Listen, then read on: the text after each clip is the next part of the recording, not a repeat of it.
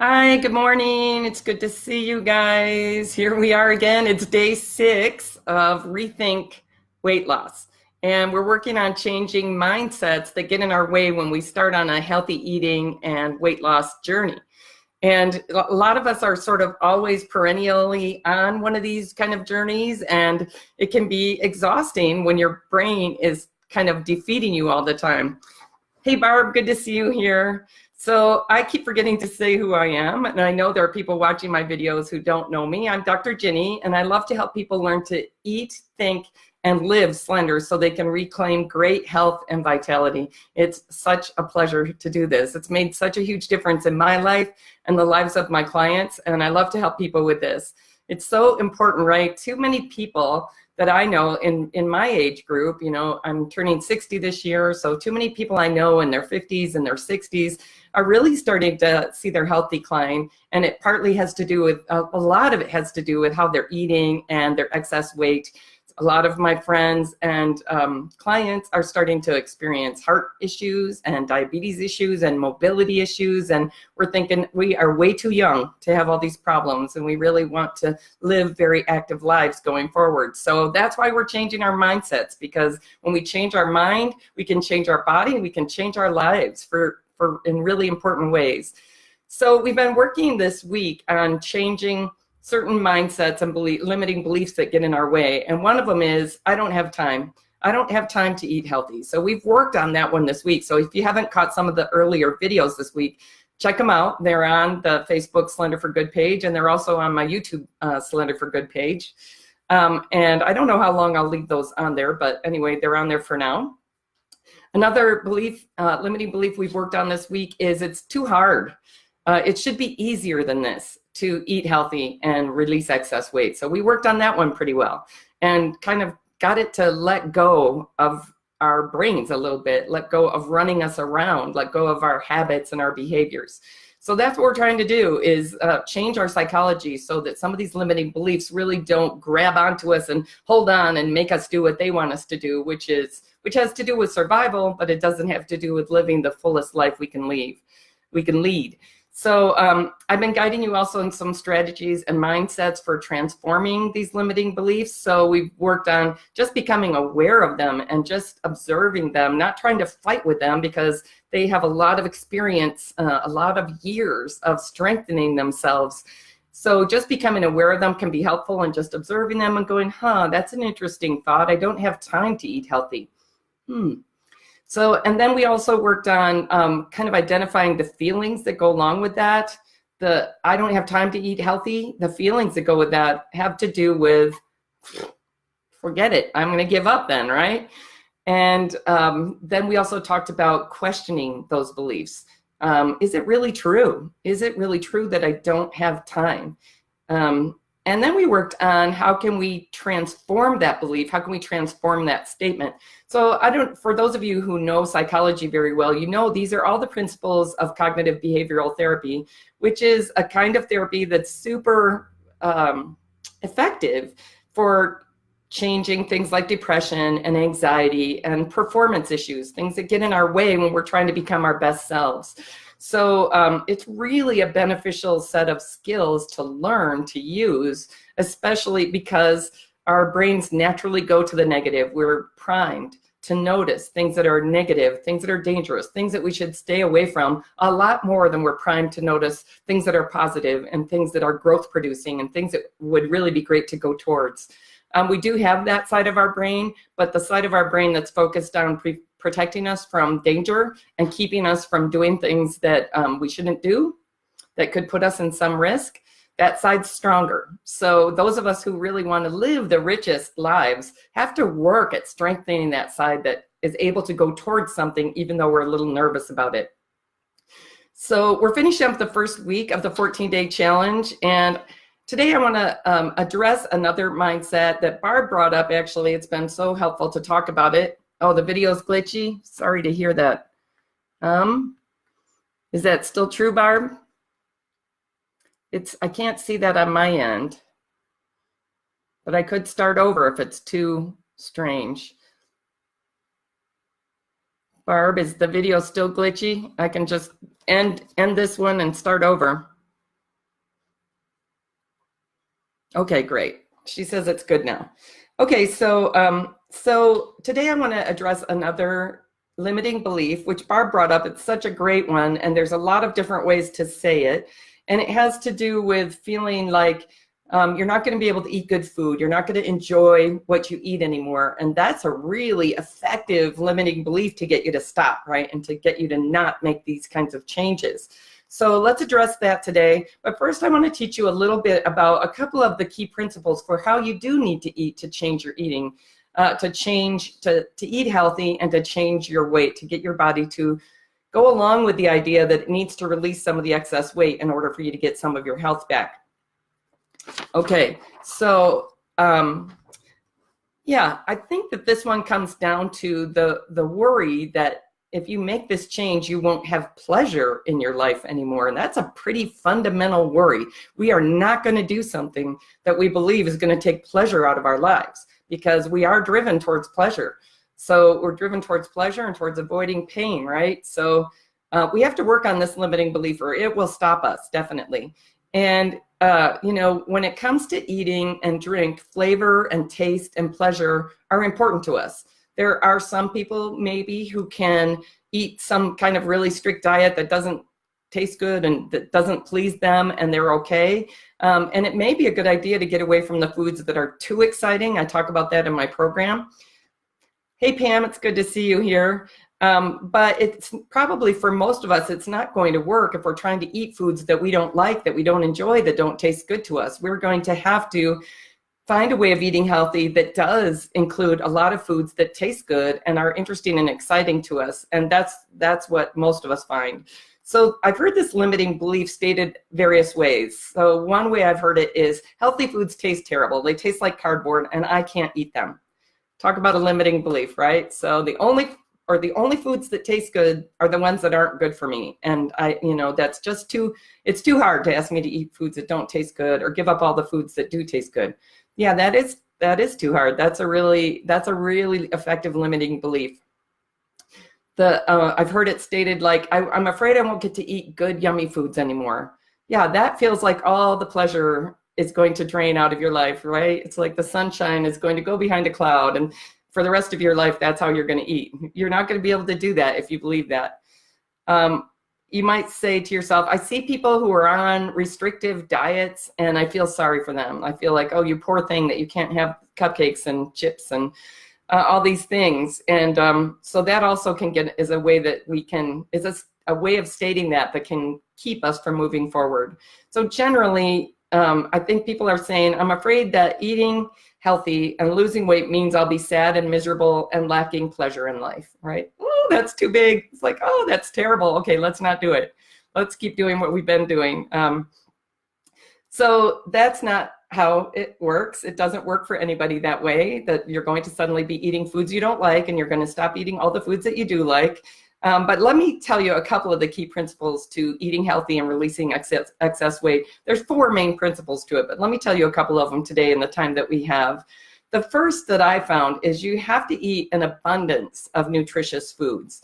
Unless you're very unusual in our culture, unless you're in the top, 1 to 10%, you probably need to eat a lot more of the highly nutritious foods. And as I understand how this works, your body just won't let you release excess weight if it's not getting enough nutrition. So you could be eating just tons and tons of food-like substances and continuing to feel hungry all the time because your body's sending hunger signals saying, we're not getting enough nutrition, eat more. And if you keep eating the things that are low in nutrition, even though they might be sold as high nutrition foods, but if they don't hit your body that way, your body's going to prompt you to keep eating. The other thing your body will do if it's not getting enough nutrition is it'll hold on to what's coming in as fat to protect you, to help make sure you survive. Remember, your body's really, really well designed to make sure that you survive. It's not really well designed to deal with the amount of food-like substances in our diet, in our environment these days. So to really start getting on a healthy eating and weight loss path, it's really important to start eating a lot more highly nutritious foods. I talk with my clients about exactly how much, but it's like thinking about changing the center. So like I grew up with the best way to eat is to have a big piece of meat on your plate and a little bit of vegetables.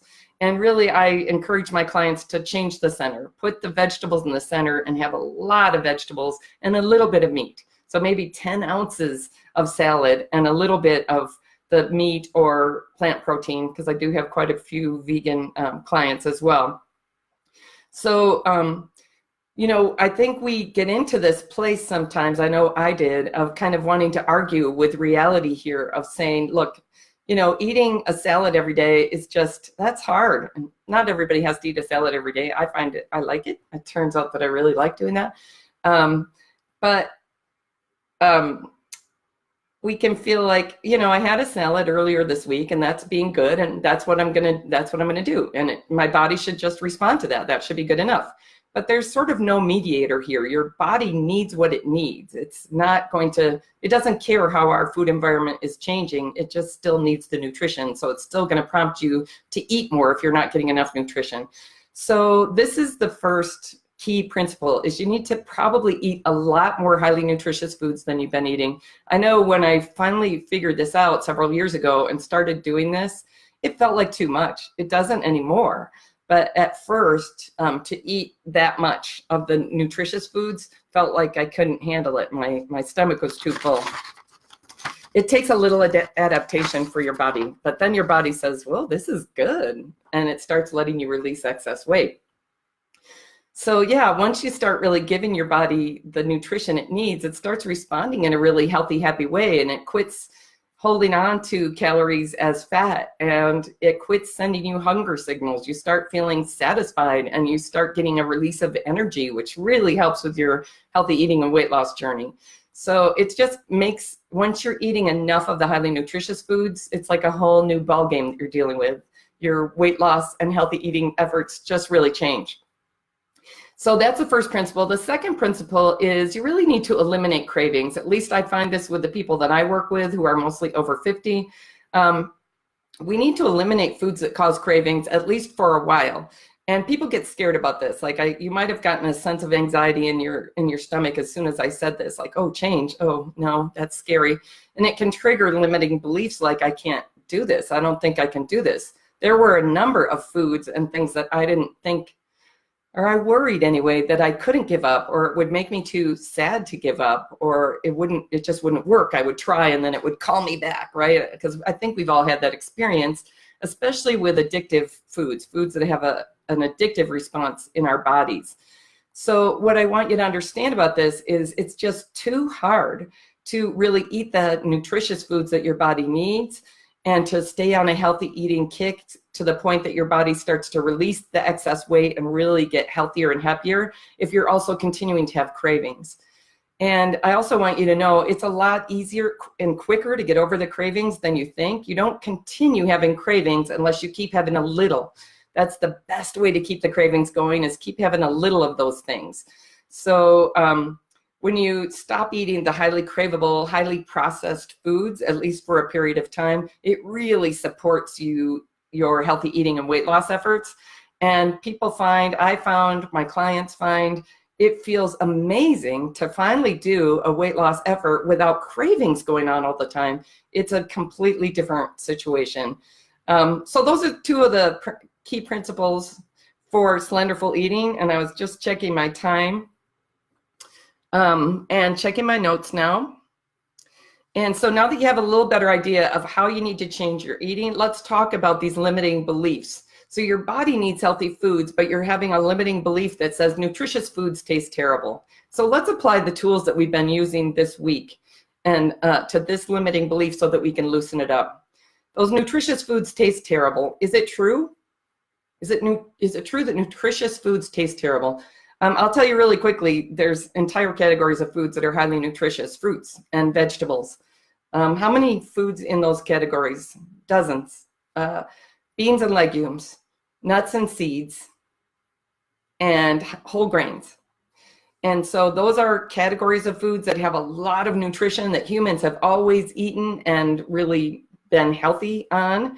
And we aren't eating as much of those foods now because we're eating so many of the highly processed foods. So there's this large number. There's dozens of foods in those categories, right? And also there's spices and herbs that also go in there. So it's a pretty gigantic number of foods that are nutritious foods. So is it true that nutritious foods don't taste good? Are there some foods in there that you like? And I'd love for those of you who are here to note in the comments, what are 3 nutritious foods that you really enjoy, that you like to eat? They make you happy. So just note in the comments 3 highly nutritious foods that you do like just right now, if you would. And while you're doing that, I want to say that recognizing that there are some highly nutritious foods that you like starts to prove that the limiting belief statement is not true. It's too strong, it's too powerful, and it's too discouraging. So it's not true, and it's too discouraging. And then when you start to think about all the different ways you can prepare various nutritious foods, the number of options for eating nutritious foods grows exponentially. And so that's more evidence against it being true. And I want to ask you too, and maybe you can put this in the comments. Pam and Barb at least are there. Oh, cashews. That's a nutritious food that Barb likes. Can you think of a time you discovered that you liked a nutritious food that you previously didn't think you liked? Like for me, I know some people hate beets, and I used to hate beets, but I love beets now, and it's partly because I found several ways to prepare them that are really good, like roasted beets with just salt and pepper. If they get too mushy, they're not so good, but if you prepare them from raw, they can be delicious because they're not mushy. I guess, texture has to do with what we like, flavor has to do with what we like, and context, when we ate something. I know a lot of us grew up in a time when our parents gave us vegetables out of cans, and they were kind of mushy and they lacked flavor. So that didn't make us like vegetables more. And then when they told us we had to eat our vegetables so we could get dessert, that trained us that vegetables are the punishment food. So once we were adults, we're going to stop eating those, right? So I think all of us have probably had some food that we didn't like, a nutritious food we didn't like, that ended up being really something that we did like. A lot of bitter foods are like that. So we can have an initial reaction to something that's bitter and say, oh, I don't think I like that. That's kind of wired into us. But a lot of bitter foods end up being really healthy for us. Like Italians will have some bitter aperitif before they eat the rest of their meal, and they feel like it really helps with digestion. It probably also makes them not eat as much. Seems like bitter foods have that reaction. A lot of people will try kale and say, oh, that's horrible. So one of the ways this belief gets sustained is you try something that people tell you is nutritious and you don't like it, and then you say, see, proof that nutritious foods aren't good. So to loosen up this belief, you need to start noticing some of the nutritious foods that you like, some of the nutritious foods you like, and maybe some that you like now that you didn't used to like. So we're kind of proving that it's not really true that nutritious foods don't taste good. It's an overgeneralization. And how does it make you feel to believe that belief? Nutritious foods don't taste good. I need to eat healthier because my body's really starting to show that it's not feeling as healthy as I want it to, and that doesn't look good going forward. But I feel and I believe that nutritious foods don't taste good. How does that feel to you when you think that thought?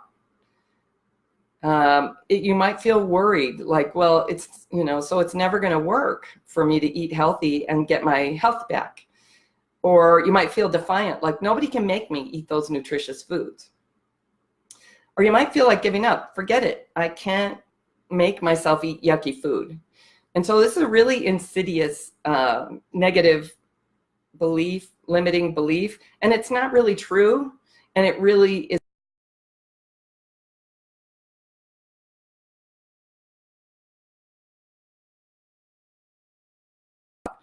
So what would be a good turnaround statement here, a more true and constructive statement from nutritious foods don't taste good? What would be a more true and constructive statement? What about you guys on here live? Do you have any turnaround statement for this?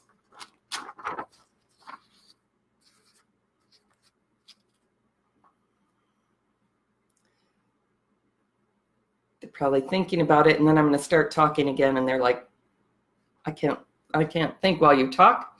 So, but for the sake of the people who are listening on the video, a turnaround I came up with for this was there's some nutritious foods I don't like, but there's also plenty of nutritious foods I do like, and there's even more I haven't tried. So I'm sure I can find enough nutritious foods that I can enjoy to make my body and my mouth happy. So are you getting the hang of this, questioning a belief and then turning around the belief? Are you seeing how loosening up these limiting beliefs can be really empowering you to live the life you want to live with healthy eating and healthy, happy life? So let's work on another statement that's related to this one, and to just keep getting practice with turning around these statements. So maybe you feel concerned you won't get to eat yummy food that tastes good to you anymore, and you see other people eating salad when you're eating, a burger and fries or whatever, and you see them turning down cupcakes and you feel sorry for them. Those poor people, they don't get to eat, the happy foods. So what might be the statement for the limiting belief here? I'm going to take it all the way to where what I think underlies it, which is I believe that eating healthy and losing weight means I'll be sad and miserable and lacking pleasure in life. I believe that eating healthy and losing weight means I'll be sad and miserable and lacking pleasure in life. Like all the joy and all the sunlight would go out of life. Bottom line, I think that's our worry. And it hurts to think that we're not going to do something that we believe that about. So how do you find that this limiting belief makes you feel? It's painful, right? It makes you not want to try. Forget about it, right? And is it true? Is it true that eating healthy and losing weight means you'll be sad and miserable and lacking pleasure in life? I can tell you that for myself and the people that I've worked with and people I've known eating this way, we get so much happier and so much more energized eating this way. And yes, there's some effort up front figuring out how to eat this way, but the amount of freedom that we get from worrying about eating, once we get a lot of clarity about, I've figured out how I can eat healthy. I've figured out how I can do it every day, and it doesn't have to be challenging, and I can really enjoy it. In addition to releasing excess weight, getting into our right-sized bodies, really regaining a lot of energy and a lot of mobility and feeling great in clothes. A lot of us are enjoying physical activities again that we weren't. I wasn't able to walk anymore for fun. I hadn't been for years. And now I can just go for a, half-hour walk by the park, or I can go for a 2-hour hike and just enjoy myself out in nature. It's always been so important to me. And to be in my mid-50s and not be able to do that anymore and just see my physical activity shrinking was so miserable to me. So it's really opened up a lot of pleasure for me and a lot of life for me. And that's been true for my clients and other people eating this way too. Also, many of us have found that some of the medical issues that we were living with really just went away. And I talk about how I had been taking ibuprofen for pain. See, I had a back problem from the time I was about 17 or 18. Tell you sometime about where that came from. But I was taking ibuprofen every day for decades. And working in healthcare, I could see that that's actually put into your medical chart as a problem, as a medical problem. It's not good for us to be taking ibuprofen every day. And I wanted to stop, but I didn't feel that I could. I couldn't sleep because of the pain. So once I really changed my eating and changed my weight, I was able to completely stop that habit. And I almost never, I'll go a month without taking even a little bit of ibuprofen now. And I couldn't have done that before. And a lot of people have been able to stop blood pressure medications because their blood pressure got normal. A lot of people have been able to stop diabetes medications because they went from having diabetes to having normal blood sugar. I was able to stop a dose of antidepressants I was taking at night for years because of nerve pain. Again, just getting rid of pain has been massive, and being able to sleep so much better. So people who are eating this way, we're enjoying what we eat too. I love what I eat. I am so happy with what I eat. My clients are so happy with what we eat. It takes a little while maybe figuring out what are the nutritious foods that really work for me. But then once you do, and you're just eating that way by habit, you experience so much more freedom and relief and happiness in your life. So it's real, this limiting belief is really painful. It really holds us back, but it's really not true, and we can change it. So if you've, these limiting beliefs that we've been holding on to have been making us miserable. And if you've been with me all week, you probably can say this with me. That's the role of limiting beliefs. It's to maintain the status quo and make sure we survive, even if what we're doing every day is sitting on the couch eating bonbons and crying and feeling miserable. Our brain says, that's good. We made it through the day. Let's keep doing that. And we want the us that we think of ourselves as, we want something better than that. We want to be able to achieve change in our lives that really does help our health and our energy and our vitality. You want great energy and fluidity of movement and be able to do the things that you used to be able to do. And I can't promise you the amazing results that I've had or my clients have had, but I can tell you that changing your mindsets this way can really support you establishing healthy eating as a habit. And really, once you're eating healthy, your body's going to be so much more supportive of your releasing excess weight, which is a great feeling. It's like, oh, thank you, body. And your body's saying, no, thank you. Thank you for giving me the nutrition. So changing these limiting beliefs is a big step toward this goal. So keep showing up to strengthen your psychology for healthy eating and weight loss. And I want to remind you to use the workbook that's attached to this challenge so that you can really start changing your mindsets. It's taking a little time outside of the class to work on your mindsets that's going to really get you the benefit. And if you think your friends or family would be interested in joining us, let them know about this. It's not too late at all. They can go to slenderforgood.com/14-day challenge and learn more about it and sign up, because we're still going all the way through next week and into the week after.